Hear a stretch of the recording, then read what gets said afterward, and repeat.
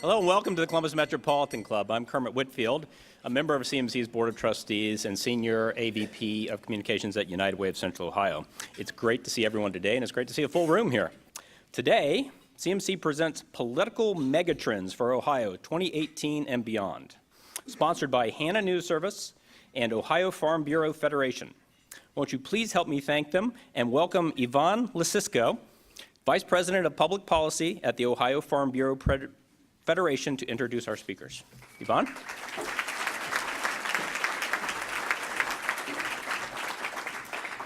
Thank you, Kermit. I am Yvonne Lasisko, Vice President of Public Policy at Ohio Farm Bureau.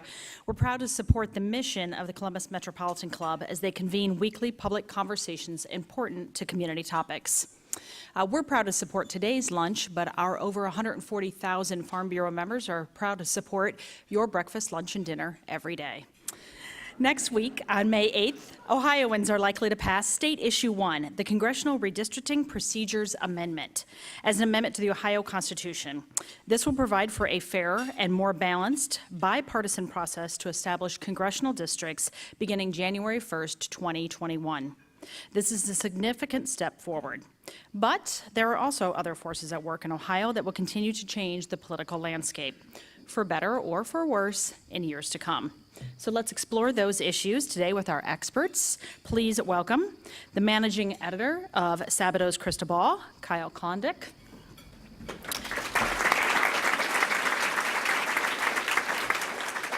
Partner at Public Opinion Strategies, Neil Newhouse. And Chief of Staff of the Ohio State House News Bureau, our very own Karen Kassler. Karen?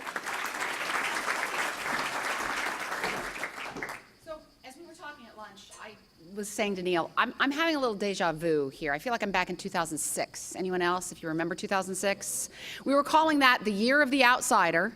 Endorsements weren't necessarily considered positives in that year. Some candidates were running against Republican Governor Bob Taft, and there was a nasty and expensive ad war for the Republican nomination for governor, and at the end, conservative Ken Blackwell defeated more moderate Jim Petro for the nomination, and also, interestingly, Sandra O'Brien beat incumbent treasurer Jeanette Bradley in that race. So then in November, Democrat Ted Strickland handed Blackwell a 36-point loss, which was the fourth worst performance for a candidate for governor in Ohio history. Democrats nearly ran the table. They took Attorney General, they took Secretary of State, Treasurer, U.S. Senator. The only office they didn't take was Auditor. We'll get back to that one in just a minute. Democrats took control of the House in 2008, and President Barack Obama won in 2008 and 2012, but the Democrats' wins didn't last long, and Strickland only lasted one term. There was a little bit of a scandal in the Attorney General's office, and then that led up to this Republican tsunami in 2010. Is there a question? Yeah, there is a question. I'm just setting up the history here. What I think is interesting here is there are a lot of familiar faces. Like I said, the one candidate who won in 2006, Mary Taylor, who was auditor, she's here, back. Mike DeWine lost the U.S. Senate seat, he's back. Richard Cordray became the treasurer last year, that year, he's back. Dennis Kucinich was in between presidential campaigns that year, so he won his 6th term in Congress. And even Sandra O'Brien, she's on the ballot again as treasurer in the Republican primary. So I want to ask you both, you've got a long history here. Going from there to now, is this a setup for what happened in 2006 to happen again? Or based on what you're seeing, is there something different that's going to happen? I think the key thing you need to remember is that it's an indication of how boring politics is in Ohio, that people keep recycling through. What comes around goes around. No, I don't think. I think 2006, as a Republican pollster, when I ever think about 2006, I have to take like antacids. I mean, it's heartburn medicine. I mean, I'm glad I asked about this. I know, yeah. I mean, I go back to 1982 to 2006, all these midterm elections where you're on the wrong side of the wave. I always think of 10 and 14 when on the right side of the wave, everything goes really well. It's easy running campaigns. You get the wind at your back. But when you're in the midterm election and you're going against the tide, these campaigns are extraordinarily tough, and it's like you're campaigning uphill. I tell candidates, it's like the opponent starting on your 40-yard line, and you're trying to stop them. Great analogy for Ohio, by the way. But it is going to be it is a much different political environment. It is an anti-incumbent, anti-status quo, and you see that in the primaries being played out for governor. where the two Democratic candidates, Kucinich and Cordray, are kind of fighting to get to the left. And you see on the Republican side, the real knockdown, drag-out between Mary and DeWine. But there's a lot of tension on both sides, and it's going to play out not just next Tuesday, but in November as well. We have a long ways to go. This is it's a classic midterm election. It's going to be for those of you who like negative advertising, you're in for a real treat. There's already been a lot of it. Yeah. That's actually a great point about what we're seeing in Ohio right now, in that there's this, not only these potentially very brutal primaries on both sides for governor, but also there's this battle for the Ohio House speakership going on that has been just brutal and has been going on for a while now. And of course we have the now former speaker, Cliff Rosenberger, had to leave under suspicion of FBI investigation. And, that leads to, I think Democrats usually need some help to win in Ohio, at least at the state political level. You think about when Democrats have won the governorship in this state before, 2006, horrible year for Republicans all across the country. Governor Taft, I think, had single-digit approval or, low double-digit approval. You also had the Coingate scandal with Tom Noe. You go back to 82 when Celeste first won. That was a horrible recession. 58 when Democrats won the governorship, horrible recession. 1970 scandal. You can't be that old. I'm a historian, but the point is that there may be certain factors sort of coming together that could help the Democrats win in Ohio this year, and I think national environment is probably going to be there for them to at least some degree, and also, who knows what may come out of all this stuff going on at the State House, whether voters care about it, who knows, but maybe it becomes bigger in the fall than it maybe is now. I think one of the factors that certainly we can all point to is the Trump factor. And, the messaging that you talk about in the negative ads, there's a lot of comparisons of who is more conservative and a lot of criticism that the opponent isn't as much a Trump loyalist as I am and that sort of thing. Meanwhile, you've got a president who NBC News SurveyMonkey poll today says has a 45% approval rating. So is Trump... That's the new high point. Is Trump completely taken over the Republican Party? And if so, how? Yeah, yes, he has. But with a 45% approval rating, and that's a high.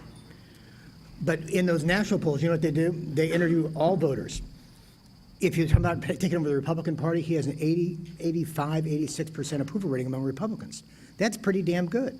He has a rock-solid, hardcore Republican base that is not going to leave him, that loves the fight he has taken to Washington, he's taking to the press, he's taking to Comey. They love what he's doing. So they are, we asked a question on that NBC News Wall Street Journal poll of Republicans. Do you consider yourself more to be kind of a regular Republican or a Trump Republican? By 2-to-1, Republican voters are Trump Republicans.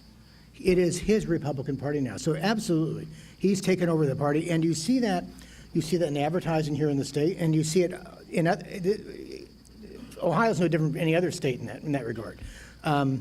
This is a state that 2 years ago voted for John Kasich in the primary too. John, yeah, I think that would be more of a challenge for John today.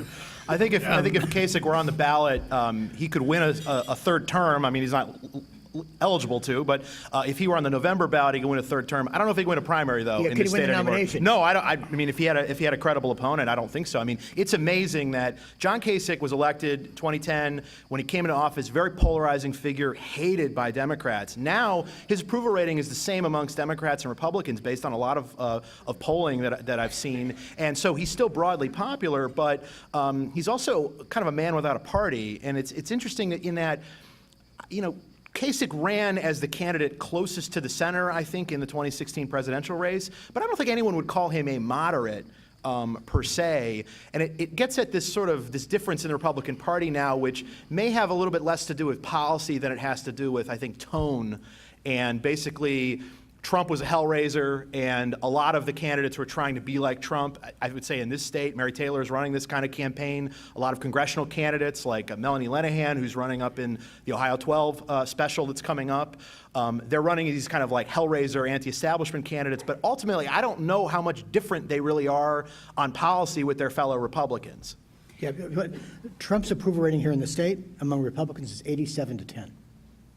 And then you look at, John Kasich, his image in the state was damaged by the fact that after the convention of 2016, you're right, Kyle. His numbers are stronger. His numbers are stronger among Democrats than they are among Republicans. So what does that say, do you think, about the Republican Party? I want to talk about the Democrats too, but the Republican Party in the primary, what do you think the results on Tuesday are going to say about the party here in Ohio? I think the party's going to be alive and well. I mean, it's number one, alive and well. Secondly, it's Trump's party, and third, you see these divisions within the Republican Party in a very similar way you see divisions within the Democratic Party. Our primaries are dominated by the right, and the Democratic primaries are dominated by the left. And then it's a challenge to see which candidates can then appeal to the middle in the general election. And I think this year, given where Mike DeWine is, I think he's going to win the Republican primary, and I think Cordray is going to win the Democratic primary. They both have a ways to go to get to that middle. I do think that we know that on the Republican side, because this played out during the Obama years, that Republican base voters are pretty suspicious of their leadership. And they're still suspicious of their leadership, I guess, except for Trump. That's how I would look at it anyway.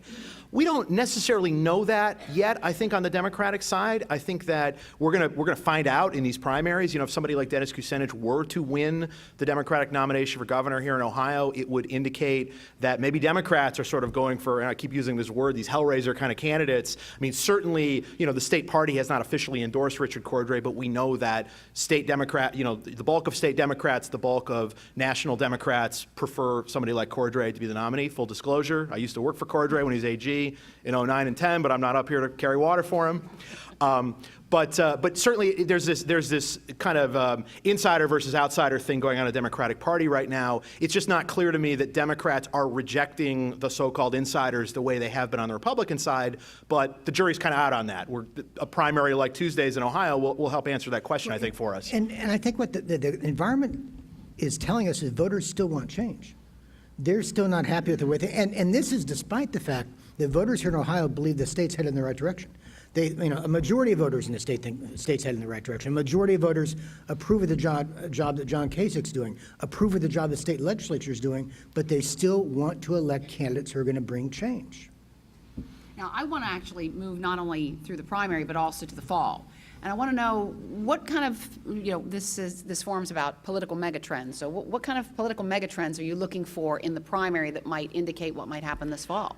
One thing I'm very curious about, and I think it's the key to this November election, is what happens in eastern Ohio in the Mahoning Valley, so Youngstown and Warren, and then also down the Ohio River in places like Steubenville, Belmont County, Monroe County, et cetera. Those are places that Democrats used to carry, and now they don't. And in fact, as a shameless plug, I have a piece coming in our Crystal Ball newsletter tomorrow, which you can sign up for free.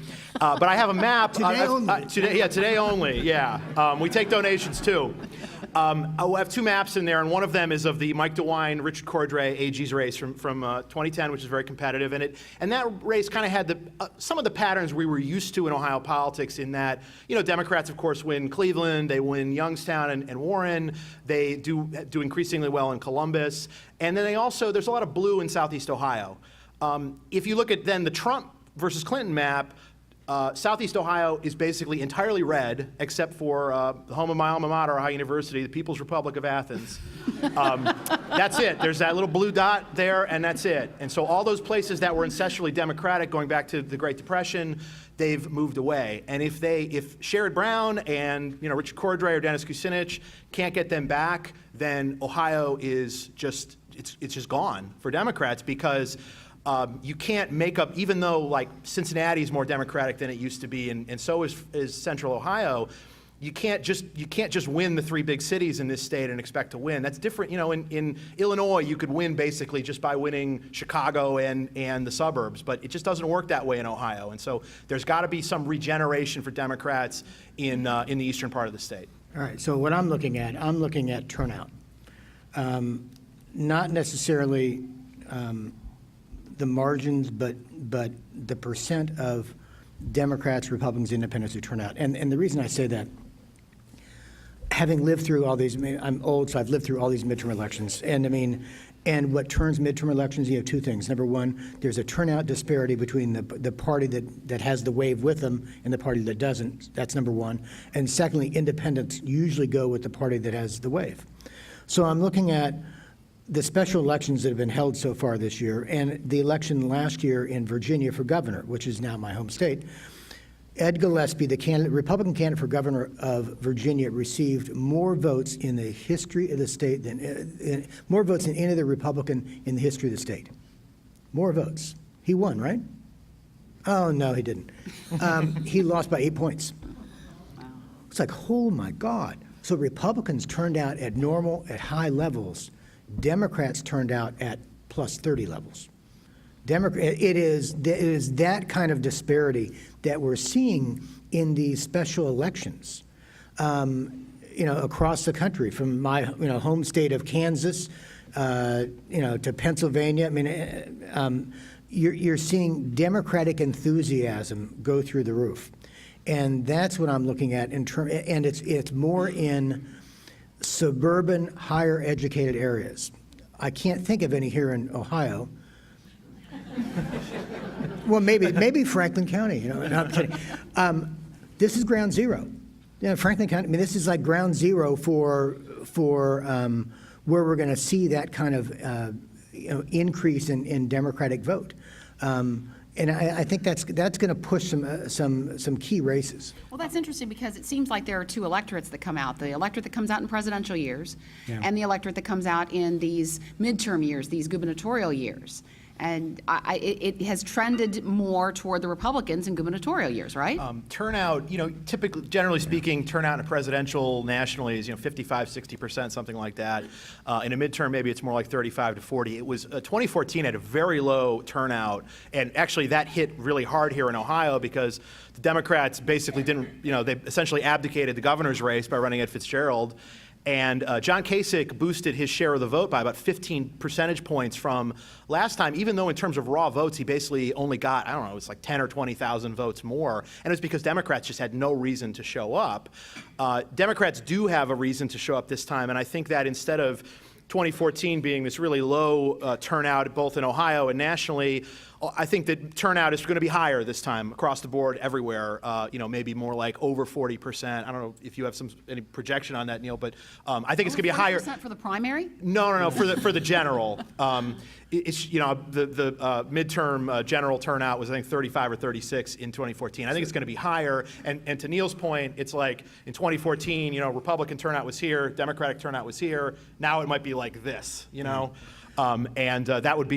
was very helpful to Democrats in Virginia. Now, granted, Virginia is a kind of higher education, higher income state, particularly in Northern Virginia. There aren't a ton of places like Northern Virginia across the country, although I would say that Franklin County is one of them. Despite, if you assess the wreckage of the Clinton 2016 campaign, there are some bright spots, including Clinton carried like Dublin and Upper Arlington, which Democrats typically don't do. It's just that, she made some gains in this part of the state, but then she just got slaughtered in all over the state, really outside the three big urban counties. So, Karen, let me make a couple of points. Not rebutting anything that you said. I mentioned earlier Trump's numbers among Republicans in the state. So, they're good, 87 to 10 or so. That's important. It's important for primaries, but what's important in turnout in the general election is his approval rating among Democrats is like 95 to 5 against. And Democrats are much more strongly in opposition to him than Republicans are in support of him. In fact, nationally, and as well as in Ohio, I believe, voters who strongly disapprove of the president outnumber those who totally approve of the president. We saw that during the Obama years. In 10 and 14, the other thing we also saw with Obama was his voters didn't come out to support his party's candidates in those midterm elections. The question is, in 18, will Trump's voters, who came out in droves in 16, will they come out to support Republican candidates? And that's open for debate. Now, Kyle, you've rated Ohio as leaning R for governor, and then you are saying there are only 5 safe Republican seats for Congress. You have Gibbs, Turner, Joyce, Stivers, and Renacci, likely Republicans, Shabbat and the vacant 12th as leaning Republicans. Does that mean that there's an opening here for Democrats, or what does that mean to you? I do think there is an opening for Democrats. So look, I mean, whatever happens, with this redistricting amendment, obviously that'll change the process for the post 2020 census. When it looks like Ohio's probably going to lose another House seat, maybe will, maybe won't. And of course, that would mean losing an electoral vote too. So it's going from 18 to 17. But this particular House map was drawn by Speaker Boehner, and it was drawn by Ohio legislative Republicans, and it was designed to elect 12 Republicans and 4 Democrats. And in 2012, 2014, 2016, it did that successfully.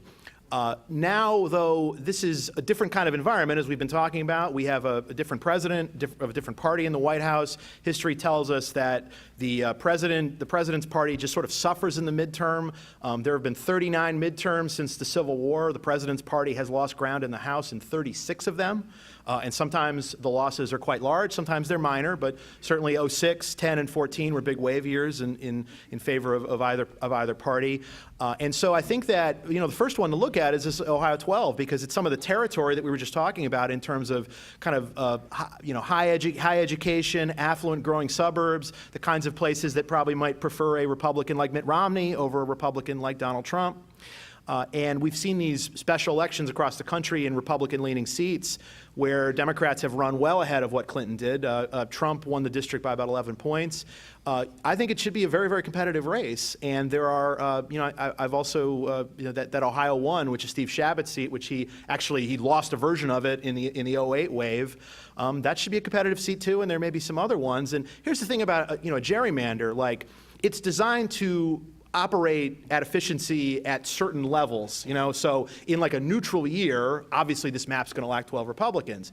But what if it's like a Democratic plus 10 kind of environment? Well, then the map may fall apart. And that's when you could see lots of things happening, maybe in the State House, maybe at Congress. And again, we're not at that point yet, but I think you have to at least allow yourself the possibility for something like that to happen for the Democrats if it's a really big year. I feel like I need to channel Steve Stivers here.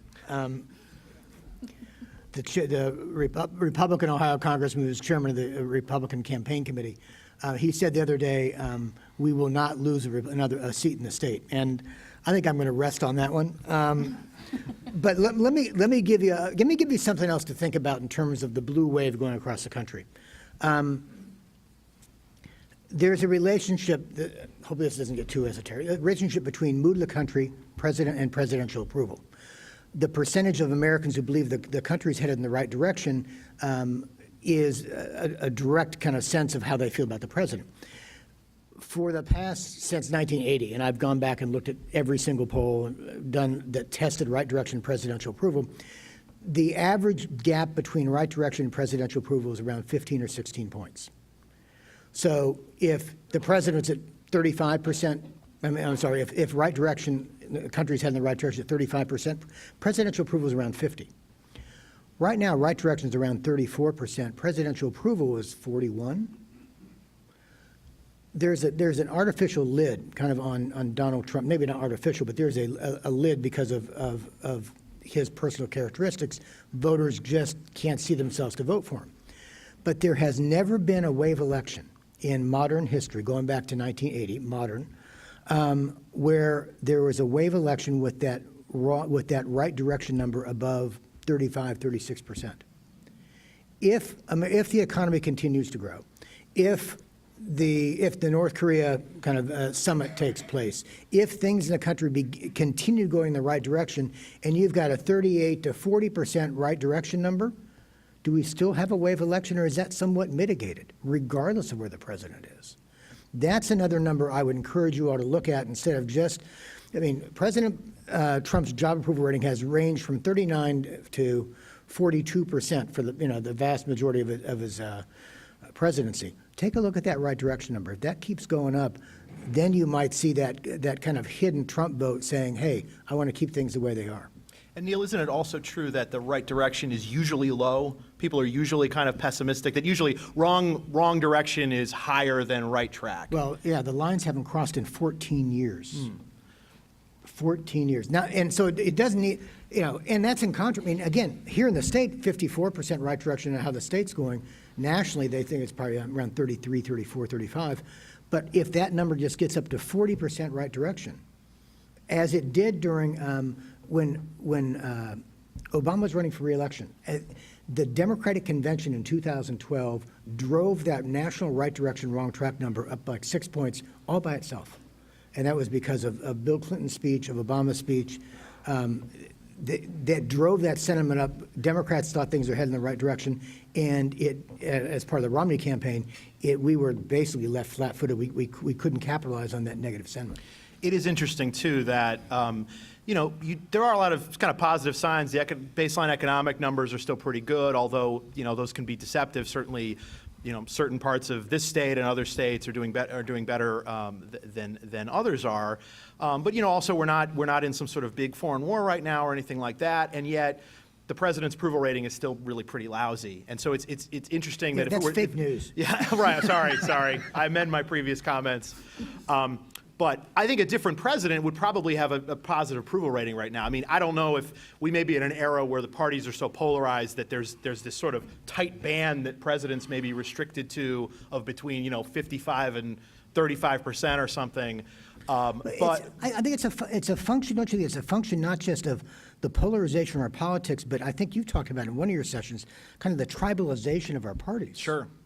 Yeah, absolutely. And there's a fancy political science term called negative partisanship, and it means that your political opinions are driven by hatred of the other side as opposed to really support for your own side. And I think that it's a major factor in both parties right now. And we talked about, Neil was talking about the difference between the strong approve and the strong disapprove of Trump, and how the strong disapprove is a lot higher than the strong approve of Trump.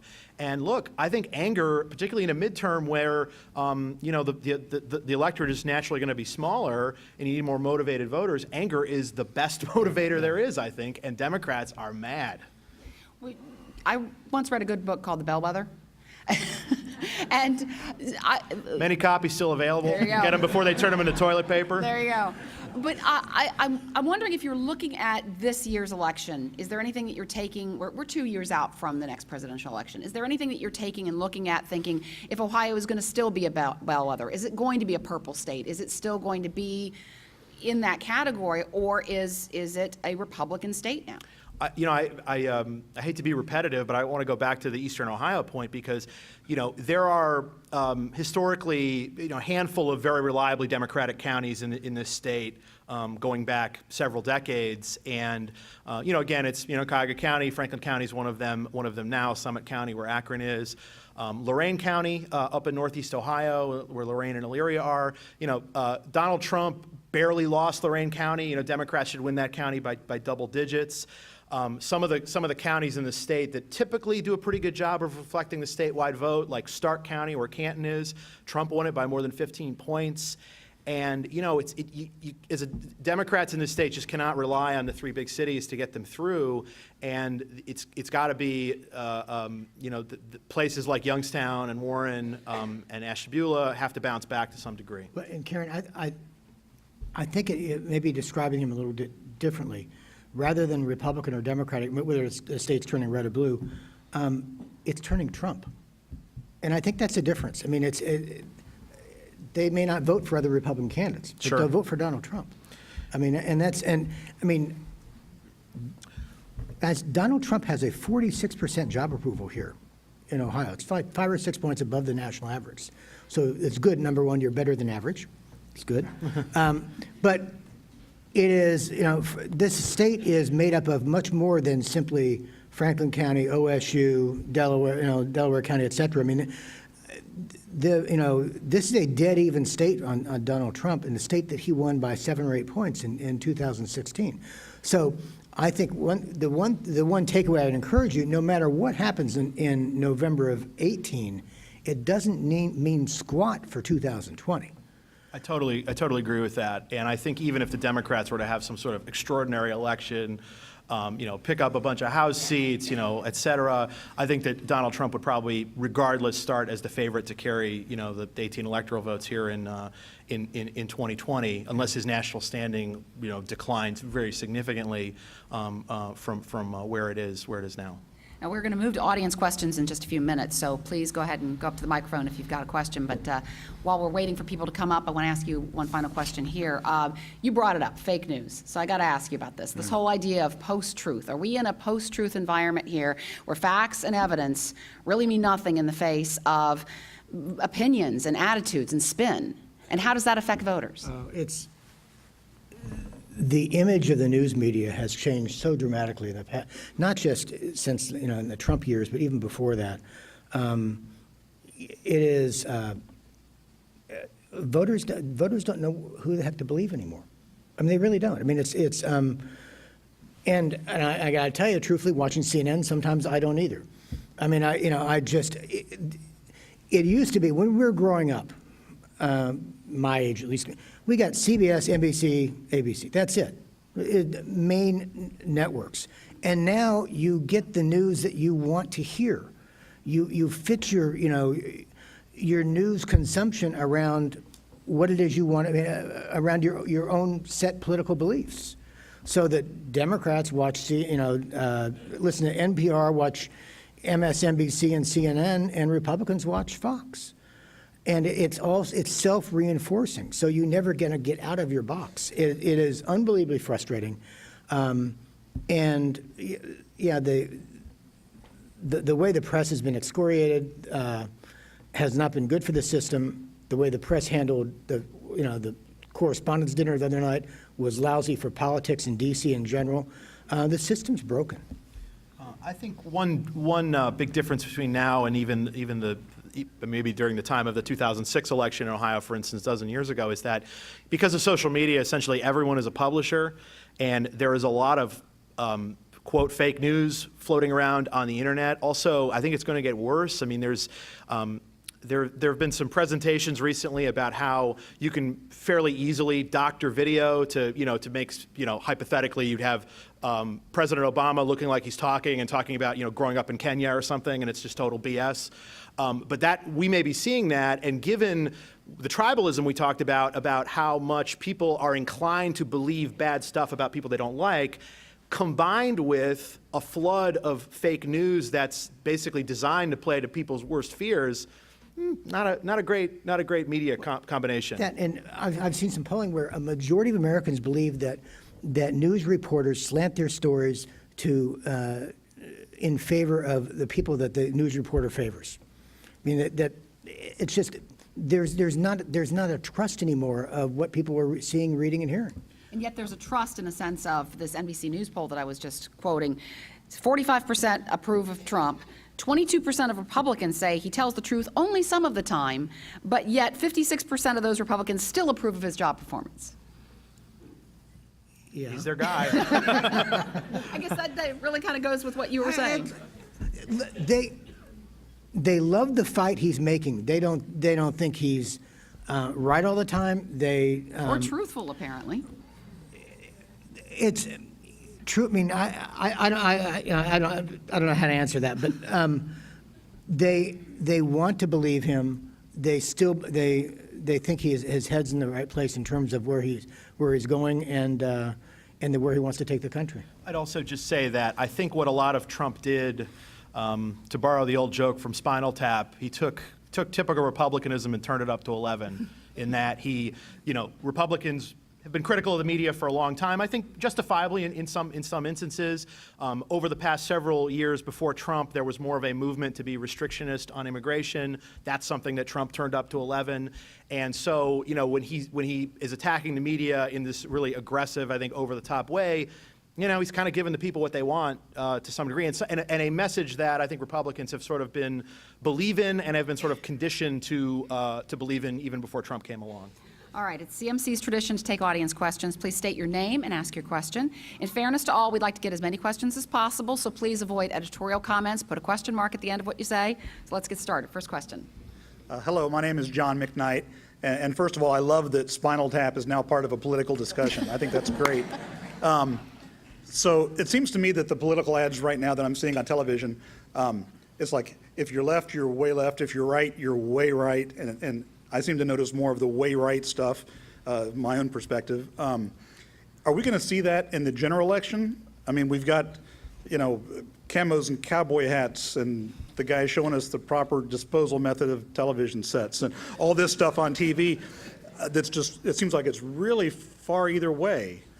Is that just the nature of the primary, or is that going to be that way through the whole election? What's interesting is I think what you're going to see in the general election is the Republican candidate wanting to continue to push that Democrat far left, and a Democrat wanting to continue to push that Republican far right. So they want to keep your opponent, you want to keep your opponent as far out as you possibly can while you edge to the middle. So you'll still, it'll be the same kind of advertising, but a little different edge. It seems like the talk of the primary season in terms of one single ad here in Ohio is Larry Householder's house ad where he's dressed in camo and he shoots that television. Apparently they don't have any new televisions in Perry County. I don't know, but Householder, it's just fascinating that, he's taking this sort of, what I was talking about, this Hellraiser outsider image. I mean, Householder was the Speaker of the House in this state for 4 years in the 2000s, and is an immensely powerful person in the Republican Party, and sort of almost your definition of this kind of insider, yet he wants to make sure that he proves or can claim some outsider bona fides. And I mean, even in the in the governor's races on both sides, I mean, all of the major candidates are people who've been in public life forever. I mean, Cordray's been elected to a lot of things, won and lost a lot of times. Kucinich was in the House for a long time. Mike DeWine's been in public office for longer than I've been alive. I mean, you can stop there. But again, I mean, there's this idea that you want to sort of say you're an outsider even though you've been around forever. Next question. Okay, David Scott. Hypothetical, Trump engineers the firing of Mueller or Rosenstein. There will be an instantaneous and enormous outpouring from progressive groups pushing Democrats on impeachment and trying to make impeachment an issue. Any thoughts on how that might play out or affect the election? The more that the Democrats make impeachment an issue in the run-up to the 18 election, the more it's going to turn out Trump voters. So I think that plays to his advantage. I think the White House understands pretty well that if Democrats do win the House, that he could very well be impeached. But you remember what happened when Bill Clinton was impeached. His approval numbers went up because Democrats and some independents came to his defense. So I would imagine that and remember, Donald Trump loves to have an enemy to fight against. He loves to demonize somebody. Imagine if the Democrats try to impeach him, what fun he'll have with Nancy Pelosi. I agree that in some ways you wonder if there may even be, if Trump may make a calculation that firing Mueller is actually good for him, not just from a legal standpoint, but also from a motivation standpoint. I mean, I don't know, but the Republicans are desperate, I think, for something to get their voters, particularly the Trump voters who may be lower propensity midterm voters, to show up. And how you do that, I don't know. It's a hard problem, but one wonders how that might actually shake out. Next question. Hello, I'm John Brody. Your analysis relies so much on polling, as it should. The last election revealed, shall we say, some flaws in polling. Has it been fixed? I have no idea what you're talking about. I mean, the last election I was involved in was issue 2 last year, and we nailed it. I don't know what you're talking about. The funny thing is the national polls in 2016 were right on. Hillary won the popular vote. Didn't quite pick up that movement in some of those other states like Pennsylvania and Wisconsin, et cetera. You know what? I'm not sure we have fixed that. I went back in the field immediately after the election in 2016 in, I think, Michigan and California doing a post-election survey. We asked the question of Trump voters, during this campaign, were you ever embarrassed to tell others you were supporting Donald Trump? 36% of voters said yes. 36% of his base basically said, I really don't want to tell people about this. And I think people simply lied to us on the phone and those things. They just simply, they didn't want to admit that they were voting for the guy. How we get at that, I'm not the hell sure. I mean, I think right now, I think probably his job approval rating is probably a few ticks lower than it ought to be based on that same kind of sentiment. So we've actually started asking a question. Among voters who disapprove of the president, agree or disagree, even though I disapprove of the job the president's doing, I approve of some of his policies. To get at that kind of, to allow people to say yes. And his numbers go back up. But have we fixed that? I'm not sure we've fixed it. I mean, we're sure as hell trying. And we're dialing, 40 to 50% of our phone calls we do a poll are done by cell phone. We're reaching out to people on cell phones. So we're trying to fix it. It's a challenge. And I just want to say, too, as a reporter, when I would go out and talk to people in 2016, I found the same thing, that Democrats were very willing to talk about their support of Hillary Clinton, Republicans less willing to talk about their support of Trump. So, One little point about the polls just is that the specific number in terms of, the ballot number, Trump's at 50, Clinton's at 45 in given state. That's really important because a little shift one way or the other could mean that the poll could, quote, be wrong and that, Clinton would win or whatever. But in these national approval polls, what is functionally the difference between Trump at 41 or Trump at maybe it's a little bit low and it's actually 43? It's still bad. There's some margin of error here. But we have a bulk of data that suggests that I do think the president is actually unpopular. His popularity is a little bit better than it was, but his approval is not somehow positive. It's not like it's 10 points higher and that we're missing a huge segment of the electorate. I don't believe that's true. Yeah, nobody's, on our side of the aisle, nobody's buying the Rasmussen numbers. So. next question. Yeah, Bob Rocco, you talked a lot about Republican and Democrat voters. What about the unaffiliated and independent voters? How do you see them affecting these elections, both primary and the general election? Well, if I could reference back our Crystal Ball newsletter, we actually have a piece about this tomorrow. Subscriptions available Subscriptions today. available.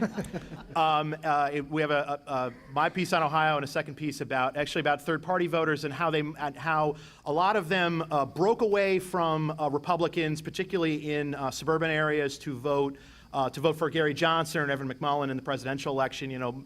Johnson got several points worth of support across the country.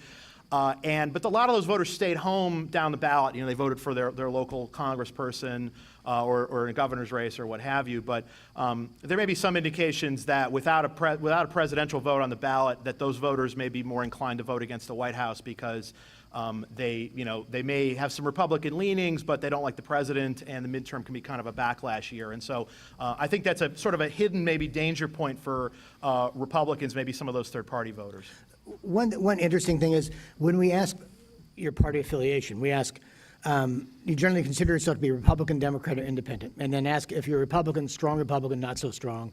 Same thing on the Democratic side. Independents, we ask, do you lean Republican, lean Democrat, or kind of hard Independent? What we find is independents who lean Republican or independents who lean Democrat are stronger in their partisan ties to their party than those people who say, I'm a Republican, but I'm a weak Republican, or I'm a Democrat and a weak Democrat. So that the number of true independents, pretty damn low.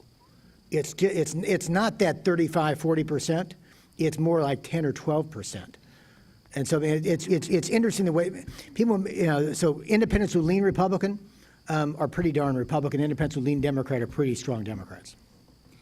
As we get ready to, we've been early voting now since April 10th, but the results will come next week, and I'm just wondering, as you're looking at everything, I think people could say that Donald Trump's win over Hillary Clinton here in Ohio was either a surprise or a wake-up call, depending on your point of view. Do you think that's going to show in the primary vote? Do you think that is turnout going to be 30% like it usually is? Do you think there's going to be, you folks have talked a little bit about motivation and people wanting to go out and vote. Is it going to turn out? The Democrats want to go out and beat Republicans. I don't think there's a lot of energy right now behind the governor. You don't think that race, that Cordray, Kucinich, O'Neill, Schiavone race is motivating Democrats? Have you seen all the advertising they're running? Me neither. I don't. I think you're going to see it in the fall. I don't think you're going to see it in the primaries. that's when voters are going to get motivated, and that's when they're motivated because it's a national election. That's when they're going to come out, and what's coming out of Washington, what they're seeing on the nightly news is going to help drive that. We shouldn't, I think sometimes analysts, because we're dying to look at any possible numbers we can look at, we sometimes look at early voting numbers, and there have been some that have come out in Ohio that Secretary of State Husted's office put out. In fact, I think he just had a report yesterday. And, because of the way we vote in Ohio, your party, quote, registration or affiliation is just whatever ballot you take. And so Republicans have this huge advantage in the state at the moment because way more people voted in the Republican presidential primary in 2016. What we are seeing is that so far, with the relatively small number of ballots returned, it's in the hundreds of, about, a little over 100,000. There are more Democratic ballots returned than Republican ones, which maybe suggests that there's more interest in the Democratic side or what have you. But I don't know if that really means anything. One final question. So John Kasich, the consensus is he wouldn't win a primary if he were on the ballot. What does all this say about his possible campaign for president, though he's not running for president apparently, but he sure is doing a lot of national media? I think he's going to be a terrific commentator on CNN. Maybe be a spoiler in New Hampshire and get 35% or something, but I don't think he can wage a national campaign against Donald Trump. All right. Thank you both very much. Thank you. It's great talking Pleasure. to you. Thank you. Thank you.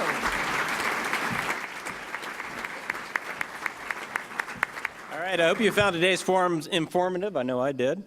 We encourage you to continue the conversation with coffee and cookies. You can view and share today's forum and all of our forums on CTV Columbus Television, on WOSU and PBS affiliates statewide through the Ohio channel, and anytime on CMC's website via YouTube. Please help me thank our sponsors, Hannah News Service and the Ohio Farm Bureau Federation. And let's thank our speakers, Neil Newhouse, Kyle Kondik, and Karen Kassler. And thanks to you for being here. We'll see you next week.